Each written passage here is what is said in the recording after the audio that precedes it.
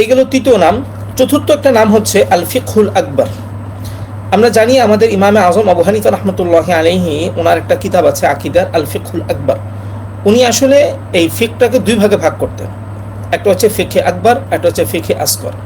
তো ফিকে আকবর দ্বারা ওনার উদ্দেশ্য ছিল আকিদা, আর ফিকে আসগর দ্বারা ওনার উদ্দেশ্য হলো যেটাকে আমরা বলি আমল বা ফুরুউদ্দিন।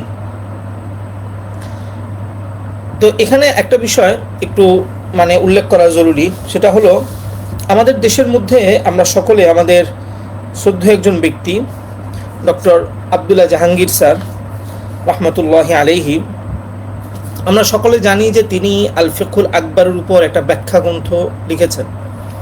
কিন্তু দুঃখজনক একটা বিষয় হলো যে ইমাম আবু হানিফা রহমতুল্লাহ আলাইহির যে আকিদা, এবং যে আকিদাটা যুগ যুগ ধরে হানাফি ওলামায়ে কেরামরা অনুসরণ করে আসছেন, শাইখের এই ব্যাখ্যার মধ্যে আসলে ওই আকিদাটা ফুটে ওঠেনি। আল্লাহ তাআলা শাইখের এই খেয়ানতকে ক্ষমা করুক এবং তাকে জান্নাতের উঁচু মাকাম দান করুক।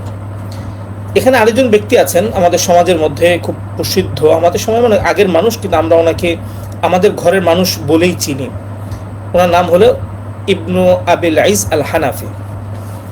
উনি আমাদের আকিদাতুত তহাবিয়ার উপর একটা সরা লিখেছেন। দেখুন, আমাদের অনেকের কাছে আসলে সরাটা থাকে এবং আমরা অনেকে হয়তো সরাটা পড়ি, অনেকে মনে করি যে তিনি তো আসলে মনে হয় হানাফি আকিদার মানুষ। কিন্তু আসলে আবদুল্লাহ জাহাঙ্গীর স্যার এবং ইবনু আবিল আইজ উভয়ের অবস্থান একই রকম, অর্থাৎ তারা উভয়ই মূলত আসলে সালাফিদের যে গুমরাহি যে একটা আকিদা, এই আকিদাটাকেই তারা প্রচার করেছে। কিন্তু আমরা আসলে মনে করি যে ইবনু আবিল আইজ সে মনে হয় আমাদের ঘরেরই মানুষ। না, আসলে তিনি আমাদের ঘরের মানুষ না। এই বিষয়ের মধ্যে ইমাম জাহেদ কোসারি রহমতুল্লাহ আলাইহি একটা কিতাব লিখেছেন ইমাম তহাবি রহমতুল্লাহ আলাইহির জীবনী নিয়ে, আল হাওয়ি ফি সিরাতিল ইমাম আবি জাফর আত-তহাবি। এই যে কিতাবটা, এই কিতাবটাকে আবার তাহকিক করেছেন বর্তমান সময়ের একজন নির্ভরযোগ্য মুহাক্কিক এবং আকিদা বিশেষজ্ঞ শেখ হামজা আল বাকরি হাফিজাহুল্লাহ তাআলা। তো শাইখে এখানের মধ্যে যখন আপনার আকিদাতুত তহাবিয়ার আলোচনাটা এসেছে, সেই টিকার মধ্যে তিনি এই কথাটা স্পষ্ট করেছেন যে ওয়া ইবনু আবিল আইজ নাশা হানাফিয়ান তাবিআন লি উসরাতিহি। ইবনু আবিল আইজ তিনি আসলে তার পরিবারের কারণে তিনি আসলে হানাফি হিসাবে বেড়ে উঠেছেন। ইল্লা আন্নাহু খালাফাহুম ওয়া খারাজা আনহু ফুরুআন ওয়া উসুলান।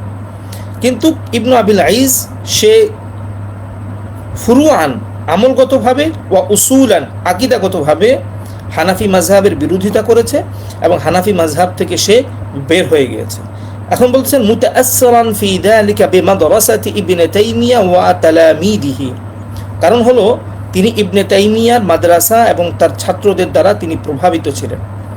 এজন্য আসলে তিনি, যদিও তাকে আমরা চিনি আসলে হানাফি নামে পারিবারিক দিক লক্ষ্য করে, কিন্তু আসলে হানাফি তো এটা আসলে কোনো একটা নাম না, এই নামের পেছনে একটা বৈশিষ্ট্য আছে। বিষয়টা হলো যে আপনার আকিদা হতে হবে হানাফি আকিদা, আপনার আমল হতে হবে হানাফি আমল, তখন আপনার এই যে পরিচয়টা, এই পরিচয়টা আপনার সঠিক পরিচয়। কিন্তু আপনি যদি আকিদা রাখেন গুমরাহি আকিদা, অথবা আপনি আকিদা রাখলেন ভিন্ন কোনো আকিদা কিন্তু পরিচয় দিলেন হানাফি, এটা হচ্ছে ধোঁকাবাজি। এরপর দেখেন শাইখের শেষে একটা কথা লিখেছেন, ওনার পুরা আলোচনাটা ওনার বিভিন্ন বিভ্রান্তি বিষয়গুলো উল্লেখ করার পর শেষে লিখেছেন আন্না শারহ আত-তাহাবিয়া লি ইবনে আবিল আইজ লা ইউমাথিলু রা'ই আত-তাহাবি মিন জিহাতিন ওয়ালা আল-হানাফিয়া মিন জিহাতিন উখরা ওয়া ইন্নামা ইউমাথিলু নাফসাহু।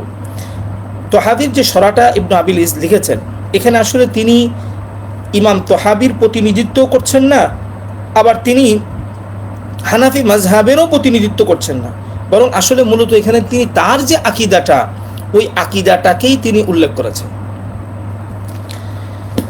তো এই দুটা বিষয় আসলে উল্লেখ করার এখানে কারণ হলো যে আমরা সকলেই ডক্টর আবদুল্লাহ জাহাঙ্গীর স্যার রহমতুল্লাহ আলাইহিকে মনে করি হানাফি, কিন্তু আসলে হানাফি এই নামের পেছনে যেমন আকিদাটা হানাফি আকিদা থাকতে হয়, ঠিক তেমনি এর পিছনে আবার আমলটাও আপনার হানাফি থাকতে হয়।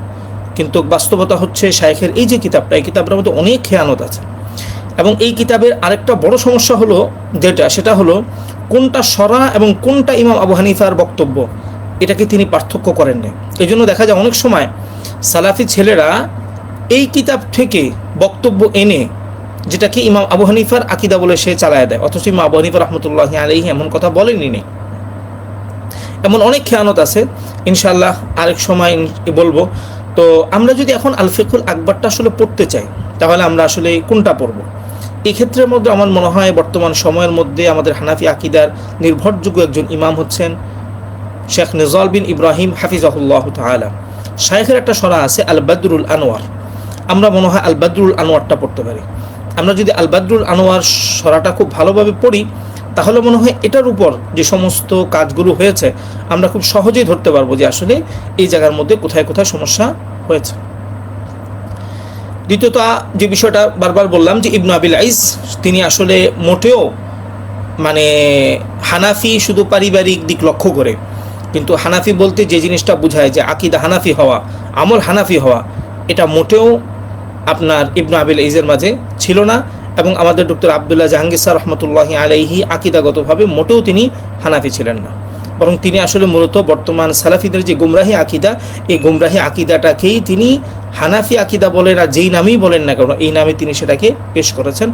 আল্লাহ তাআলা শাইখের এই খেয়ানতকে এবং এই ভুলকে আল্লাহ তাআলা ক্ষমা করুন, আমিন।